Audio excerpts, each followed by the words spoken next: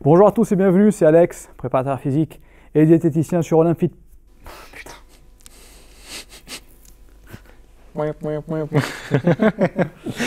Bonjour à tous et bienvenue, c'est Alex, préparateur physique et diététicien sur olympide.fr. Aujourd'hui, je suis avec O'Brien à nouveau. Donc, on a déjà fait une vidéo ensemble sur l'haltérophilie et comment utiliser l'haltérophilie au sein de la préparation physique. On a fait un podcast d'une bonne heure, voire même peut-être un peu plus. Vous pouvez le retrouver dans les fiches jointes. Et comme on vous l'avait promis, aujourd'hui, on va voir un peu comment faire les différents mouvements d'haltéro. Donc, on va commencer par l'arraché et puis il y aura deux autres vidéos pour le jeter et l'épauler. Donc, aujourd'hui, on va parler de l'arraché. Et bien sûr, c'est O'Brien qui va vous démontrer comment faire l'exercice. Moi, je ne suis pas bon en haltérophilie et donc je vais laisser les experts faire leur boulot. Et alors, comment est-ce que tu comptes procéder pour nous montrer techniquement comment faire l'arraché, Aubry? Donc, pour ceux qui n'avaient pas vu la vidéo précédente, l'idée c'était de vous apporter une méthode d'initiation, voire d'auto-initiation. La vidéo d'aujourd'hui, elle va porter sur l'arraché, le snatch, et on va voir comment je dois reconstruire petit à petit mon mouvement avec un débutant pour pouvoir lui faire intégrer ces coordinations motrices très spécifiques de l'haltérophilie, pour ensuite pouvoir l'utiliser dans mes entraînements et utiliser l'outil haltérophile en préparation physique, tout simplement. Donc là, la façon dont je voulais procéder était la suivante. Je voulais vous montrer d'abord tout le continuum avec un bâton, avec le stick. Et derrière, je passerai à la barre olympique. J'ai quand même mis des poids de 10, faut pas déconner. Je passerai à la barre olympique et je vais vous montrer ce que ça donne avec une barre olympique soit à vide, soit chargée en l'occurrence pour moi, le même continuum et quels sont les points d'attention à avoir sur chacune des parties qu'on va voir, en fait, sur chaque étage technique. Ok, donc cette vidéo s'adresse vraiment pour des gens qui ne font pas d'haltéro. Exactement. Et qui veulent s'initier à l'haltérophilie. Et à l'occurrence, ici, on va parler de l'arraché. Et on va peut-être aussi vous montrer quelques mouvements de mobilité. T'en penses quoi, Brian? C'est une bonne idée. Vers la fin plutôt? Plutôt sur la fin, je vous montrerai des mobilités pour pouvoir préparer l'articulation de l'épaule. Je vous montre 3 exercices de mobilisation articulaire scapulo-humérale, hanche et cheville. Comme ça, vous aurez déjà un petit background pour pouvoir vous préparer à ce type de séance-là. Perfect, parfait. Bon, allez, on va mettre les caméras en place et on y va. Feu! C'est bon, t'es prêt? Je suis prêt. Alors du coup, je suis derrière la caméra, donc vous n'allez pas me voir. Et je vais laisser O'Brien nous montrer comment faire l'arraché. Donc pour recontextualiser, l'idée ici, c'est j'ai un débutant, quelqu'un qui ne maîtrise pas du tout l'haltérophilie, l'outil haltérophile. Comment je vais l'initier? C'est très simple, je vais reprendre la démarche type fédéral, donc comment les fédérations sur la partie Ouest Europe initient en fait tous les débutants. Puis je vais vous la montrer pour que vous puissiez éventuellement la tester sur vous, puis la mettre en application avec les gens que vous allez prendre en charge. Donc comme je l'avais dit précédemment, c'est un mouvement de reconstruction. On ne part pas barre au sol, on va partir de la fin du mouvement et petit à petit on va reconstruire les différentes étapes qui nous amènent à la fin du mouvement. Donc ce que je vous propose dans un premier temps, c'est de le faire avec un bâton. Dowel, avec un stick, vous appelez ça comme vous voulez. Et on va prendre notre grip d'arraché. Grip d'arraché, je vous montrerai sur la barre olympique un petit tips pour prendre votre grip d'arraché. C'est un grip en général relativement large. Donc moi je le connais de manière assez intuitive. Je suis à peu près sur mon grip d'arraché. Le mouvement sur l'initiation, il va commencer ici. Donc pour l'instant, pour un débutant, rien de compliqué. L'idée va être déjà de lui faire comprendre qu'on va passer sur un tirage de bras. Donc la première chose à faire va être de partir pied ancré au sol, ancrage plante de pied, debout, et je vais partir sur un tirage, coude vers le haut, vers le menton. Pas plus compliqué. Donc le tirage menton. Tirage menton, ce que je vous conseille de faire, c'est marcher par tranche de 5 répétitions. Tirage menton, et comme vous le constatez, mes coudes restent toujours au-dessus de mes poignets, parce que c'est un mouvement d'extension de verticalisation. Donc coude au-dessus des poignets, coude au-dessus des poignets, et comme vous pouvez le voir, le mouvement est très proche. Je suis au contact de mon corps, donc je limite un maximum le levier que j'ai d'arrière en avant. Donc très proche du corps, centre de gravité de ma barre au-dessus de mon centre de gravité, coude vers le haut et je tire, tirage menton. Première étape. Étape numéro 2, on va passer sur le tirage de bras d'arraché. Tirage de bras d'arraché, on va combiner ce mouvement-là avec bras tendu au-dessus de la tête. Donc je n'ai plus seulement le tirage menton, mais tirage plus bras tendu au-dessus de la tête. Donc je vous remontre, tirage menton, tirage de bras d'arraché. En gardant bien en tête la même coordination de je suis venu tirer sous le menton, coude vers le haut, et j'amène la barre au-dessus de la tête. Donc j'envoie 5 répétitions, hop, toujours proche du corps, coude vers le haut, hop, tirage de bras d'arraché. Une fois que vous êtes passé par ici, vous allez pouvoir commencer à assimiler. Tu me permets, O'Brien, de faire quelques petites remarques? Dis-moi. Quand tu passes la barre au-dessus de la tête, il faut qu'elle passe proche du visage. Absolument. Le plus proche possible. Oui, le plus proche possible. C'est très important pour que le centre de gravité du système athlète plus barre soit toujours le même. Il ne faut pas que votre barre passe en avant ou en arrière de votre centre de gravité. Tu peux nous montrer encore quelques répétitions, s'il te plaît? Donc je vous remontre. Donc j'avais fait le tirage menton et là je fais le tirage de bras. Et comme vous le constatez, je passe à quelques centimètres de mon visage. Parce qu'au départ, je suis au contact de la poitrine, comme si je prenais un rouleau à pâtisserie. Donc hop, et je monte au-dessus de la tête. Et je monte au-dessus de la tête. Maintenant, on va assimiler quoi? On va ajouter une toute petite composante membre inf, extension de cheville. Donc je vais faire juste l'extension de cheville et rappeler les deux mouvements que je viens de faire. Donc j'ai extension de cheville en concomitance, en même temps que hop, mon tirage de bras. Donc là, j'ai mon tirage menton d'abord, pointe de pied, tirage menton, pointe de pied, tirage menton. Une fois que vous avez fait vos 5 répétitions, pointe de pied, tirage de bras. Pointe de pied, tirage de bras, et vous enchaînez vos 5 répétitions là-dessus pour commencer à mettre une composante sur le membre inférieur. Une fois que ça c'est maîtrisé, vous allez pouvoir descendre d'un étage. Donc je vais passer sur de la suspension haute. La suspension va être déterminée par l'endroit où se situe la barre par rapport à votre genou.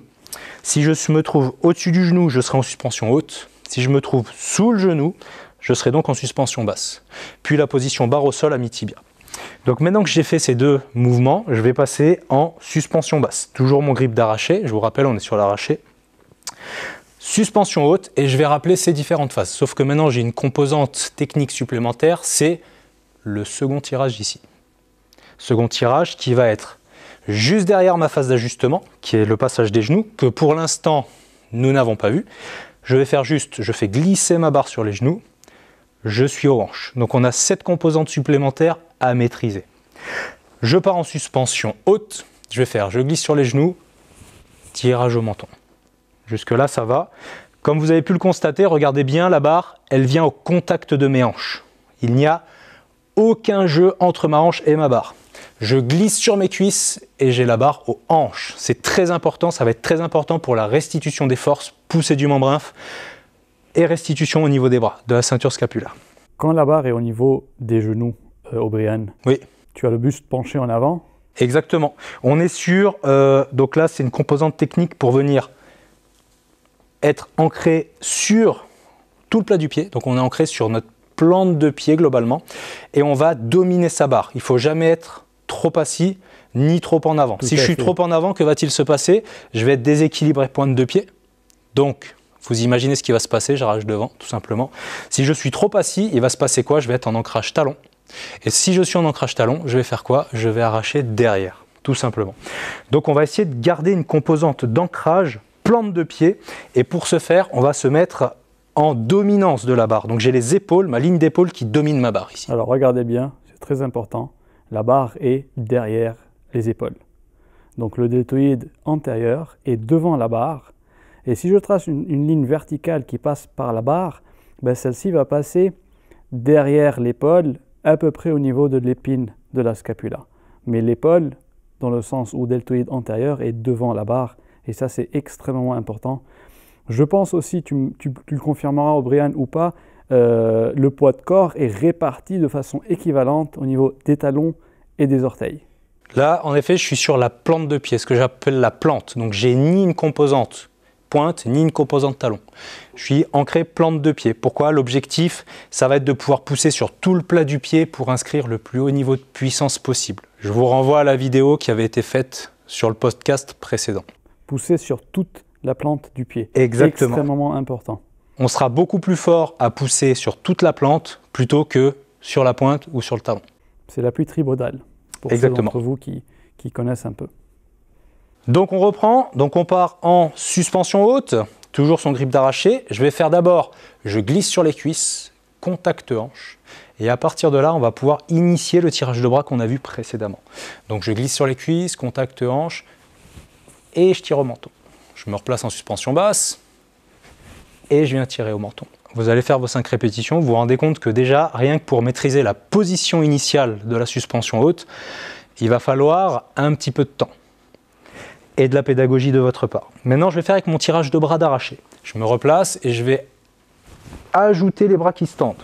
Donc j'ai toujours mon tirage coude vers le haut et je viens tendre mes bras en position finale, complètement debout. Une fois qu'on a fait ça, on ajoute comme avant l'extension de cheville. Donc si on me voit globalement avec les chevilles, je vais venir aux hanches, extension de cheville, tirage de bras. Je me replace, extension, hop, extension de cheville, tirage de bras.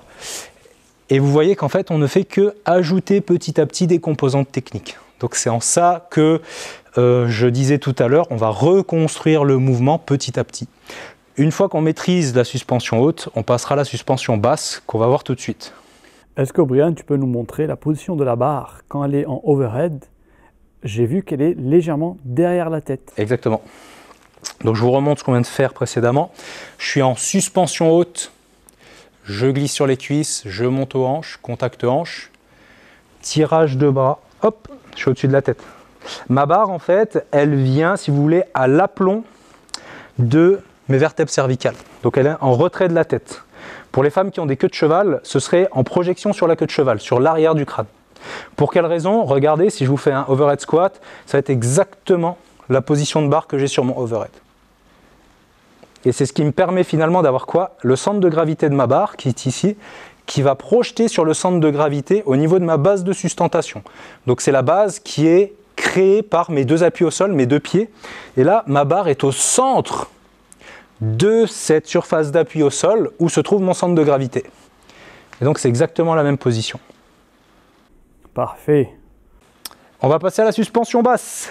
Donc suspension basse, on va passer sous le genou. Et là, vous avez une composante supplémentaire qui est le passage de genou, ce qu'on appelle aussi passage de genou avec phase d'ajustement sur le second tirage. Donc vous avez ici cette composante supplémentaire à maîtriser. C'est très complexe. Vous allez devoir faire en sorte de passer les genoux sans vous griffer ici les patellas ou les rotules. Donc vous allez devoir essayer de passer juste devant les genoux et revenir sur ce mouvement de je glisse sur les cuisses pour monter aux hanches. 2 façons de faire globalement, soit je passe les genoux, je viens me rasseoir avec toujours mon appui plante de pied pour pouvoir pousser dans l'axe, soit vous avez d'autres méthodes, une autre méthode où les personnes vont essayer de rester un petit peu plus en dominance ici, au-dessus de la barre, plutôt que de venir s'asseoir. En général, j'ai eu l'opportunité de faire des ralentis de mes mouvements en compétition. J'ai remarqué que sans même m'en rendre compte, donc ça va plutôt faire appel à vos préférences motrices. Sans m'en rendre compte, j'ai remarqué que sur mes ralentis, je venais légèrement m'asseoir ici pour pouvoir propulser, verticaliser dans l'axe. Tu peux nous remontrer les 2 différentes façons, s'il te plaît? Oui, alors, une école qui est plutôt prisée sur notamment la Fédération Française d'Haltérophilie, la FFHM, où ils vont venir faire le passage de genou avec second tirage, phase d'ajustement ici. Donc je vais venir me réasseoir. Donc je viens me redresser pour finir ici avec une extension de la hanche et des genoux et des chevilles en concomitance, la fameuse triple extension. Donc je vais passer, dès que la barre passe les genoux, je vais faire en sorte de me retrouver à nouveau avec les genoux devant la barre. Je ne vais pas garder les genoux derrière la barre. Exactement, donc je suis là et je viens me redresser, je viens en quelque sorte m'asseoir, si vous voulez. Je viens m'asseoir pour pouvoir propulser ici, verticaliser. Et l'autre façon? L'autre façon, ce serait de garder les épaules un petit peu plus en avant. Donc je ne vais pas citer d'école. Il y en a qui disent c'est l'école turque, etc. Donc ce n'est pas une école particulière, c'est plutôt en fonction de votre anatomie, de vos préférences motrices. Ça va être des gens qui vont avoir tendance à passer les genoux et à rester penchés un peu plus en avant. Donc ils vont rester en avant et pouvoir fouetter avec un pouvoir fouetter avec le dos de manière un petit peu plus prononcée que la première méthode où on vient se réasseoir. Donc je vous montre la différence entre les deux.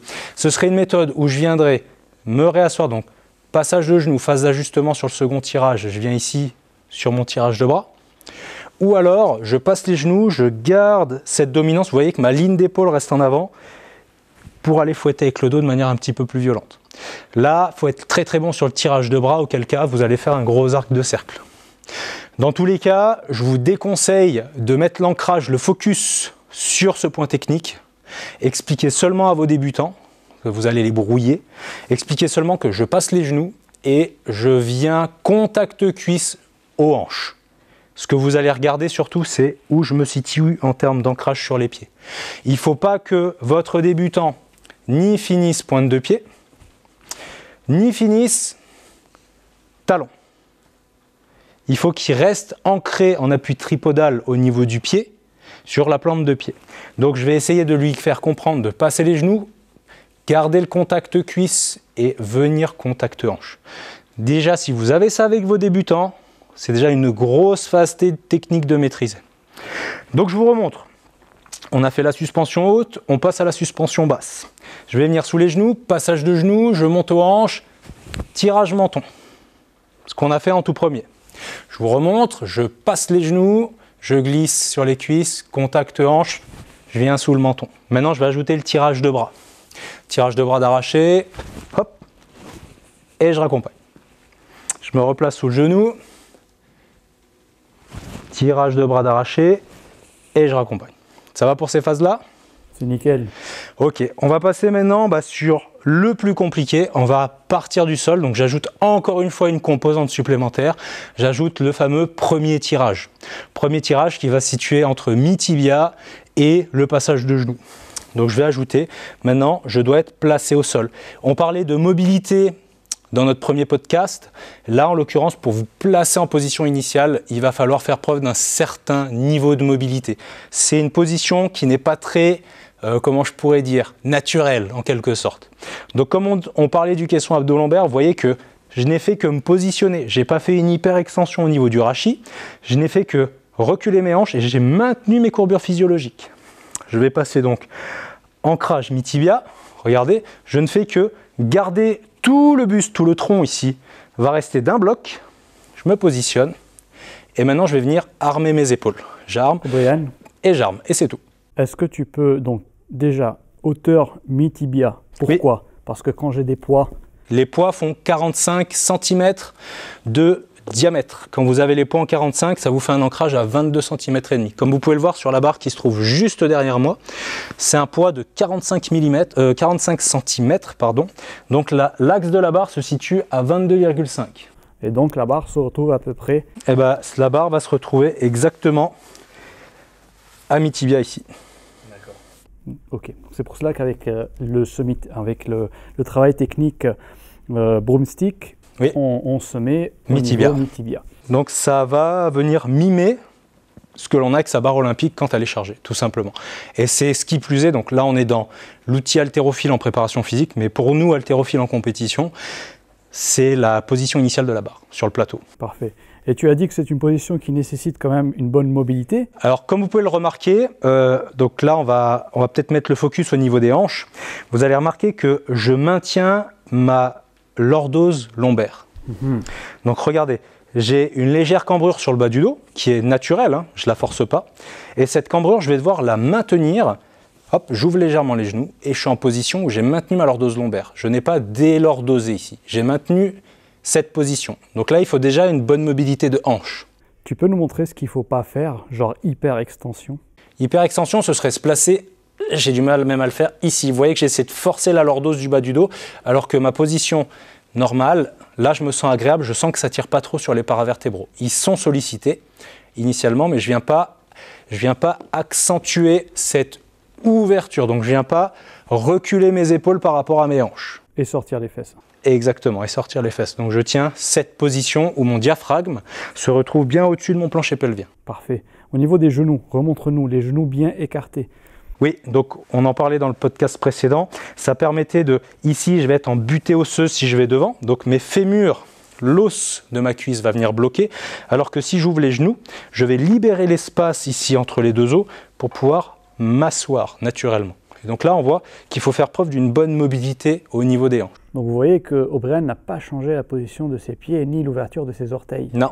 Il a juste écarté les genoux. C'est une abduction de hanche. Je suis parti d'ici et j'ouvre mes genoux, hop, et je viens m'asseoir. J'ai les genoux qui viennent ouvrir. Donc c'est un mouvement de mobilité que je pourrais montrer tout à l'heure. Celui-ci, squat to stand, je pourrais vous le proposer éventuellement, qui permet de travailler sur la mobilité et de cheville et de hanche. Ok, montre-nous ce qu'il ne faut pas faire au niveau des genoux là. Si on ne les écarte pas, on se retrouve où? Ah bah si on les écarte pas, déjà vous allez voir qu'au niveau du bas de mon dos, je vais délordoser. C'est-à-dire que si je rentre, je vais devoir compenser cette butée osseuse par le bas de mon dos qui va devoir s'arrondir. Va devoir s'arrondir pour compenser. Alors que là, j'arrive à sortir les hanches vers l'arrière du fait de l'ouverture des genoux. Magnifique. Vas-y, remontre-nous ça encore une fois. Là, on le voit bien là. Donc si je rentre, regardez, si je rentre mes genoux, je vais devoir compenser avec une délordose. Donc le bas de mon dos s'arrondit. Et en plus de ça, si vous regardez au niveau de mes pieds, je suis en effondrement interne. C'est-à-dire que le poids de mon corps vient se centraliser sur l'intérieur du pied. On le voit sur mes chaussures d'haltéro ici. Je viens en effondrement interne. Alors que si j'ouvre, je vais être en appui sur tout le plat du pied et je vais pouvoir maintenir cette lordose lombaire ici. Magnifique. Alors cette histoire d'écraser la voûte plantaire, c'est ce dont je vous ai parlé dans ma vidéo sur ne pas faire des squats pieds nus. Donc allez-y, regardez là. Et vous comprendrez, vous allez mieux comprendre du coup pourquoi on met des chaussures. Et d'ailleurs ici, O'Brien, il a des chaussures d'haltéro. Il nous a dit que cette position basse nécessite beaucoup de mobilité. On a parlé de la hanche. Peut-être qu'il faut juste la cheville. Préciser que la cheville a aussi besoin d'une bonne mobilité. C'est pour cela qu'on met des chaussures d'haltéro. Absolument. Donc si ça tombe bien que j'ai un broomstick dans la main. Regardez bien la position de mon genou par rapport à ma cheville. Si vous regardez ici, mon genou vient en projection devant ma pointe de pied. Ça montre un bon niveau de mobilité au niveau de la cheville. Quelqu'un qui n'aurait pas une bonne mobilité de cheville, qu'est-ce que ça donnerait? Ça donnerait des genoux qui ne sont pas capables de venir en avant. Pourquoi? Parce que la dorsiflexion est mauvaise. Donc vos genoux vont rester à l'aplomb soit des pointes, soit du milieu du pied. Ce qui provoque quoi? Une compensation avec, je suis obligé d'être beaucoup plus en avant. Puisque ça me fait reculer les fémurs vers l'arrière, donc ça me fait reculer les hanches. Donc je suis beaucoup plus plat plutôt que d'être droit. Parfait. Et donc du coup, pour pouvoir faire cette avancée du genou par rapport aux orteils, il faut avoir une bonne mobilité des chevilles. Et les chaussures d'haltéro viennent doper un peu cette mobilité. Grâce au talon. Grâce au talon, exactement. Absolument. Tout à fait. C'est pas qu'on fait de la triche, c'est que ça nous permet d'être plus stable aussi. Parce que je pourrais vous montrer pieds nus, j'ai aussi une bonne mobilité de cheville, mais mes chaussures viennent m'ajouter une certaine forme de stabilité et surtout une stabilité en flexion profonde. Tout à fait. Donc je repars sur là où nous en étions. Excuse-moi, Brian, de t'avoir dérangé dans ça. Pas de souci. Donc on était parti des hanches et on est en train de reconstruire le mouvement. Méthode d'initiation fédérale, méthode de base. Parti des hanches, on avait fait tirage de bras, donc on avait fait tirage menton, tirage de bras, puis on a fait la même chose en suspension haute, toujours en ancrage sur ma plante de pied. Je suis passé en suspension basse, j'ai fait la même chose. Maintenant, je me retrouve en ancrage mi-tibia, tel que l'ancrage que j'aurai sur ma barre olympique. Je vais venir mi-tibia et donc là je vais avoir une composante technique supplémentaire, ça va être de gérer déjà le premier tirage, cette phase-là. Donc je pars de mi-tibia et je viens sous les genoux. Et après, c'est des choses que l'on a vues. Premier tirage, donc je dois rester absolument gainé. Et sur cette phase-là, il ne faut absolument pas que vos hanches rattrapent vos épaules. Alors qu'est-ce que ça veut dire? Qu'est-ce que ça veut dire? Donc vous devez être absolument bien gainé et être en mesure de tenir votre ligne d'épaule au-dessus des hanches. Qu'est-ce que cela signifie? Ce qu'il faut faire d'abord. Donc vous voyez que ma ligne d'épaule est au-dessus de ma ligne de hanche, il faut que je monte d'un seul bloc. Je fais une translation en quelque sorte. Je monte d'un seul bloc pour venir faire mon passage de genou et venir monter aux hanches. Ce qu'il ne faut pas faire, c'est que ce soit vos hanches qui démarrent. Auquel cas, regardez, mes hanches rattrapent ma ligne d'épaule. Si vous faites ça, vous allez vous retrouver ancrage pointe de pied, vous allez être sur l'avant et vous allez forcément faire soit un arc de cercle, soit pas être très à l'aise sur votre extension. Donc comme je vous disais, on va partir mi-tibia. Je vais faire d'abord le premier tirage qui va arriver sous le genou. Donc je vais tirer en gardant bien mon ancrage plante de pied. Ici, au démarrage, en général, on a tendance à se mettre légèrement sur la pointe de pied. pour accentuer la dominance de la barre. Donc c'est ancrage plante légèrement sur le devant du pied. Je vais venir sous le genou, faire mon passage de genou, glisser sur mes cuisses, monter aux hanches et je vais revenir sur mon tirage de bras dans un premier temps. C'est un semi-technique qu'on appelle le tirage haut d'arraché. Le tirage haut d'arraché vient travailler toutes ces phases d'extension, de verticalisation. Donc je vous remontre, je viens ici, hop, je me place, j'arme mes épaules, je passe mon genou, je glisse sur les cuisses, je monte aux hanches et je tire sous le menton. Je le fais un petit peu plus vite, hop, et là je vais rajouter mon tirage de bras. Maintenant je vais finir bras tendu. Je passe sous le genou, passage de genou, je glisse sur les cuisses, je monte aux hanches, hop, tirage de bras et je raccompagne. Je repasse mi-tibia, hop, et je me replace. Une fois que vous avez travaillé sur ces phases d'extension de verticalisation, vous allez pouvoir amener une nouvelle contrainte technique à vos débutants, la profondeur de la réception. Là, j'étais complètement debout. Les mouvements qu'on va qualifier de mouvements en force. Monde CrossFit, on appelle ça des mouvements en muscle. Muscle snatch, muscle clean, c'est des mouvements où on finit hop, en extension complète, aucune flexion. Donc là, j'ai fait des mouvements en force. En termes de réception, c'est la chose la plus simple techniquement. Pourquoi? Parce qu'après, je vais pouvoir travailler derrière ce mouvement en force. Et ben, on va travailler différentes profondeurs. Réception en quart de squat, hop, réception en demi-squat, hop, réception en squat profond. Et donc vous voyez qu'encore une fois, eh bien, on vient ajouter, reconstruire petit à petit le mouvement complet de la position mi-tibia à la flexion en squat profond. Et je pense qu'on a fait le tour pour l'arracher. Alors on passe à la pratique, O'Brien, avec une barre chargée. La voici. Parfait. Alors du coup, dis-nous, tu vas nous montrer quoi? Donc là, on va reprendre les différents points qu'on a vus avec le bâton, avec le broomstick.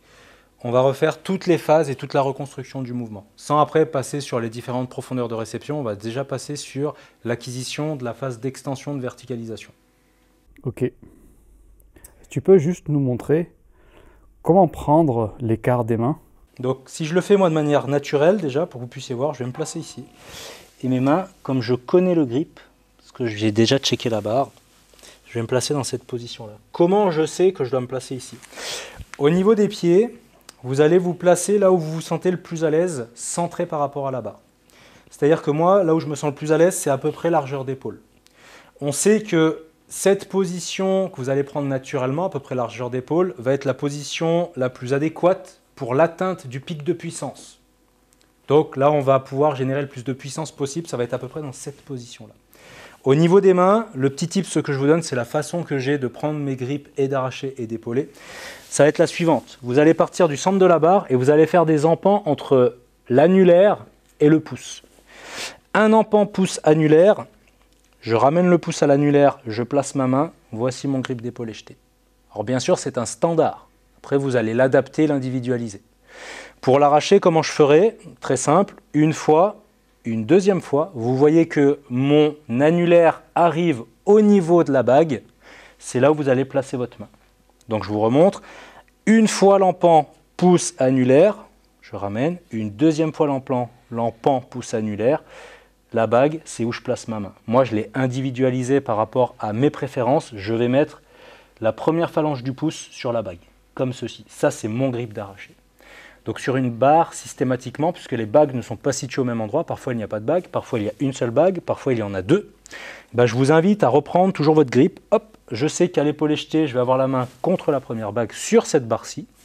Et pour l'arracher, je vais arriver, hop, deuxième bague, je vais mettre ma première phalange, donc ça c'est ma préférence à moi. Voici mon grip d'arraché. Je suis sûr d'avoir un standard comme ça, sur chacune des barres, j'aurai toujours exactement le même empan, la même ouverture. Ok, donc un empan pour l'épaulé jeté. Et ensuite on personnalise. Tac. Deux Exactement. empans pour l'arracher et ensuite on personnalise. Exactement. Ça Nickel. va?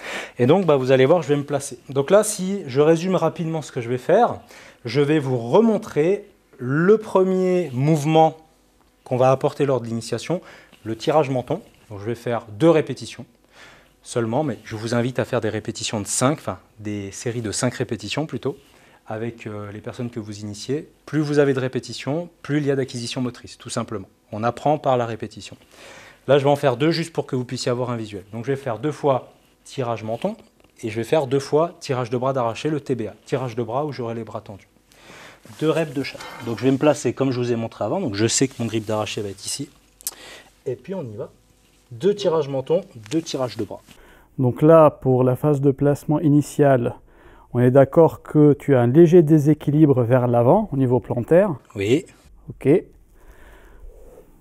Les genoux écartés, le dos bien placé. On part des hanches, je vous rappelle. Tirage menton. Barre très proche, ça me touche la gorge. Maintenant, je me replace, je vais faire les 2 tirages de bras.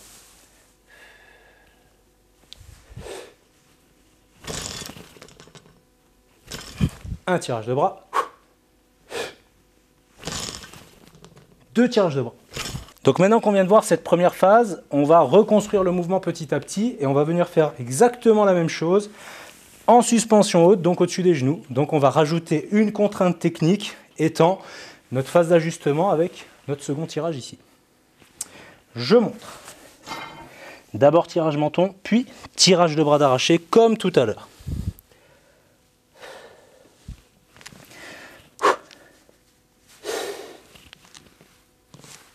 Je vais me placer en suspension haute, donc au-dessus du genou. Hop, ça fait 1. Vous avez vu que je suis venu en contact sur les hanches. Ça fait 2. On va passer au tirage de bras d'arraché.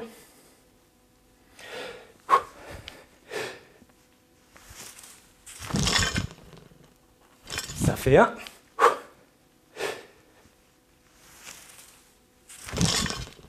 Ça fait 2. Donc vous remarquez que à chaque fois qu'O'Brien se prépare pour faire son mouvement, il inspire et il bloque sa respiration, et c'est ce qui va lui permettre de gainer, de bien gainer, d'augmenter la pression intra-abdominale. Et ça rejoint un peu ce qu'on vous a expliqué lors du podcast concernant le caisson abdominal et son importance dans la coordination motrice et le transfert des forces. C'est ce qui me permet d'avoir une restitution au plus proche du 100% de la poussée que je vais générer avec le membre inf, avec ma triple extension, et la restitution pour délester mes bras finalement qui sont très peu volumineux, ma ceinture scapulaire et mes bras par rapport à mon membre inférieur. Donc plus je vais être capable d'être placé, d'être gainé et de restituer cette poussée, plus je vais délester en fait le haut du corps. Ce qui n'empêche pas qu'il y ait un très fort tirage de bras. Les bras sont très importants pour justement limiter la décélération de la barre. Donc cette charnière en fait, membre inf, membre sup, cette coordination est importante. Je restitue quasiment toute la poussée des cuisses, si ce n'est toute la poussée des cuisses, et mes bras vont tirer sur la barre pour limiter sa décélération et me permettre de passer dessous. Ok, parfait. Donc maintenant on va passer en suspension basse. Let's go! Suspension basse, juste sous le genou, donc on ajoute encore une fois une composante technique qui va être le passage de genou. Passage de genoux, donc il ne faut pas se râper les genoux, on passe les genoux, puis on arrive sur notre phase d'ajustement sur le second tirage. Je me place, je vais montrer 2 fois suspension basse avec le tirage menton et 2 fois suspension basse avec le tirage de bras d'arraché.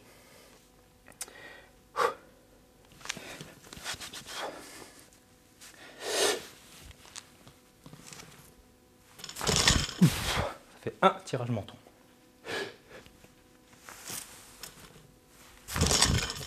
2 tirages menton. Je me replace, tirage de bras d'arraché en suspension basse. Donc là, vous voyez que je ne mets pas les sangles. Ce serait beaucoup plus simple pour moi d'aller chercher mes sangles, mais je souhaite à ce que ce soit beaucoup plus authentique. Ça me délesterait le travail du grip, qui est largement limitant ici pour moi, plutôt que tout le reste, en fait. Est-ce que tu as un hook grip là, O'Brien? Oui, j'ai un hook grip. Alors explique-nous rapidement ce que c'est. Ah, le hook grip. Donc, le hook grip, d'où vient-il? Donc, pour nous, il est interdit d'utiliser des sangles de force. Donc, on ne peut pas se lester, entre guillemets, à la barre avec des sangles. La barre doit être prise à pleine main, mais seulement par les mains. Et donc, on a une méthode pour pouvoir renforcer ce grip au niveau de la barre. Plutôt que de mettre les pouces sur les doigts, on va venir se servir du pouce comme d'un crochet et le bloquer avec index et majeur de la même main. Ce qui sous-entend que, si je vous le montre en vrai sur la barre, je vais venir me placer ici, je vais venir mettre mon pouce en dedans et mettre mon index et mon annulaire sur mon pouce. Donc je remonte, je mets le pouce en dedans, index et majeur sur le pouce, ce qui me permet d'avoir le hook grip et le pouce qui me sert quelque part de crochet d'harnachage.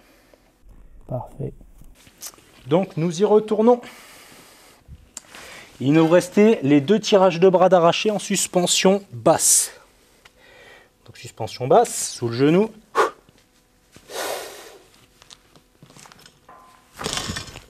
Ça fait 1.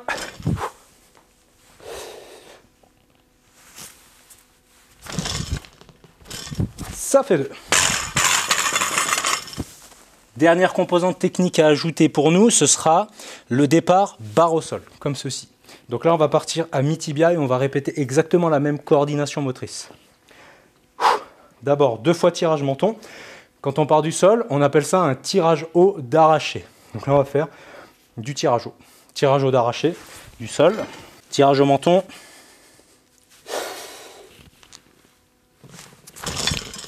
Tirage haut d'arraché. Vous avez vu que la barre était très proche de mon corps et je suis venu en contact sous le menton ici. J'ai fait exprès d'exagérer mon tirage pour que vous puissiez voir vraiment cette phase d'extension. J'en fais un second. Je vais le faire de manière plus conventionnelle maintenant. Je ne vais pas l'accentuer comme je viens de faire.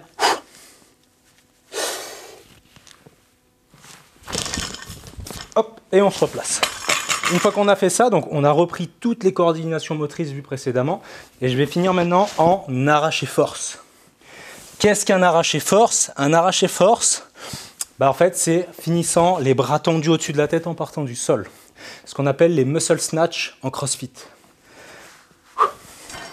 Arraché force ici. Donc je vais finir en tirage de bras d'arraché. Barre, bras tendus au-dessus de la tête.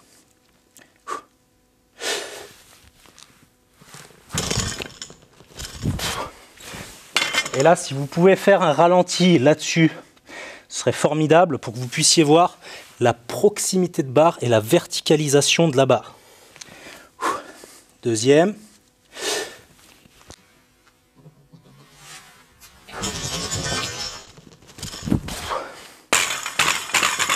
Et vous voilà blindé sur l'acquisition technique de l'arraché.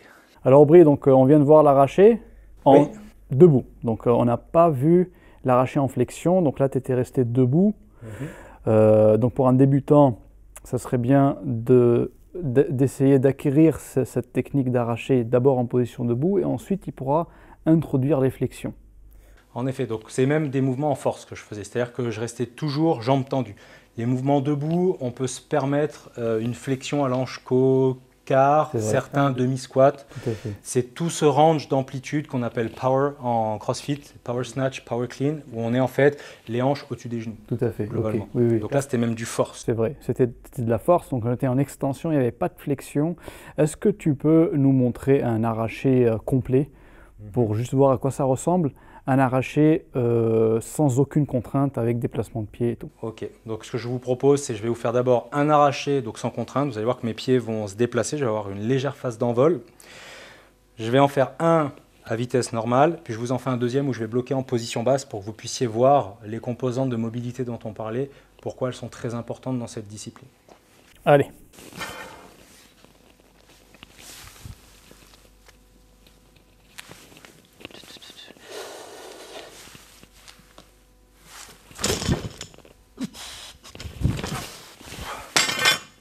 Maintenant, je vais faire le petit stop en position basse.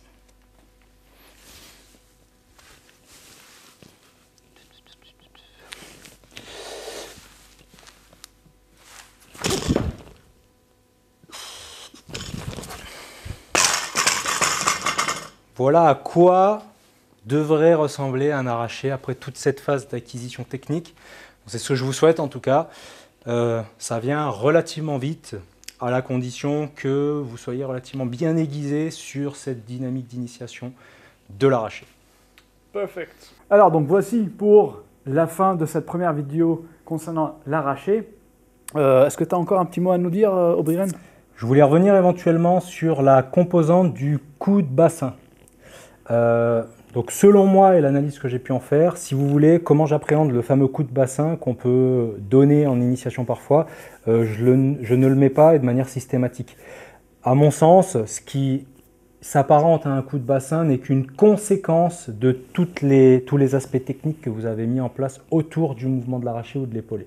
Comme vous avez pu le voir, c'est vrai que sur la vidéo, on a l'impression que je viens violemment contre la barre avec mes hanches.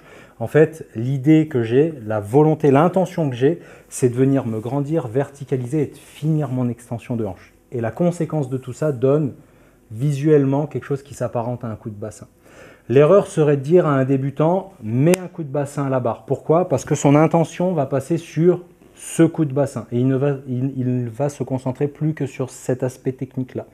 Ça va donner quoi? Dans son intention, il va vouloir faire un mouvement de hanche d'arrière en avant.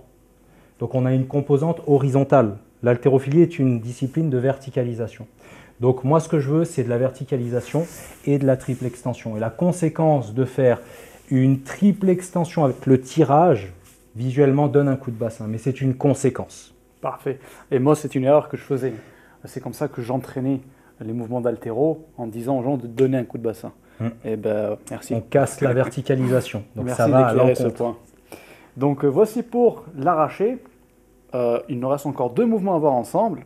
L'épaulé et le jeté. Donc ça sera dans des prochaines vidéos, toujours avec Aubryan. Donc merci encore une fois Aubry pour nous montrer ces mouvements techniques qui sont vraiment quand même qui nécessitent beaucoup de temps d'apprentissage. Et il faut maîtriser bien sûr les semi-techniques avant de commencer à essayer de faire un arraché complet directement depuis le sol, comme vous l'avez vu. Donc merci encore Aubry. Merci à FixPro Versoix de nous avoir encore une fois laissé filmer dans leurs locaux. Si je peux rajouter un petit mot, je pense qu'il est essentiel que vous, en tant que professionnel des activités physiques et sportives, vous maîtrisiez cet outil avant de le mettre en application. Donc comme vous l'avez vu, moi je suis en mesure de pouvoir démontrer les mouvements. Il faut que vous aussi, vous ayez un rôle modèle exemplaire pour d'une part comprendre le mouvement et avoir de la crédibilité avec les gens que vous allez prendre en charge. Donc n'hésitez surtout pas, même à barre légère, barre à vide s'il faut, ou co-bâton. La barre olympique, ça fera un petit peu plus crédible, mais il faut absolument que vous ayez du retour sur expérience de ces mouvements pour pouvoir l'utiliser comme outil derrière. Bien sûr, tout à fait. C'est exactement ça. Il faut déjà avoir une expérience quand on veut enseigner des mouvements de force ou des mouvements d'haltéro, d'ailleurs n'importe quelle discipline, il faut déjà être passé par là. Merci à vous d'avoir regardé cette vidéo, j'espère que vous avez aimé. Si c'est le cas, aimez et partagez cette vidéo. N'oubliez pas que c'est vous qui faites vivre cette chaîne et vous pouvez m'aider à faire connaître mon travail et à toucher de plus en plus de monde. Merci encore une fois et je vous dis à très bientôt dans une très prochaine vidéo.